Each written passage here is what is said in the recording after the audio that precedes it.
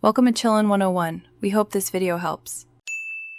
You'll begin by powering the camera and choosing wired versus Wi-Fi pairing. This matters because PoE and NVR setup skip some app steps. Once powered, open the Swann security app and sign in or create an account. Make sure you allow permissions the app requests so discovery works. Next, decide whether to add the camera via QR/UID or network scan. If wireless, confirm your router is broadcasting to 4 GHz and have the SSID and password handy so you can proceed without interruptions. Now pair the camera. Tap Add Device, select the correct hardware type, and scan the QR code on the unit or type the UID. This links the app to that specific camera. For wireless setup, choose your 4 GHz network in the app and carefully type the password. The camera's LED should blink or speak a confirmation when paired.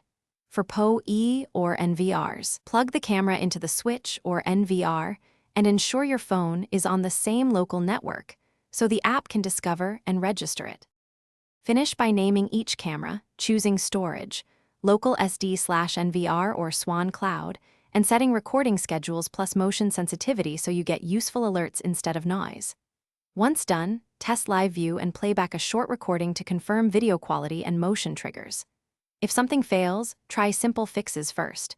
Reboot the camera and router, confirm your phone stays on 4 GHz, and factory reset the camera if pairing stalls. If problems persist, capture logs or error messages before contacting support for targeted help. Thanks for watching. Consider subscribing if we helped you.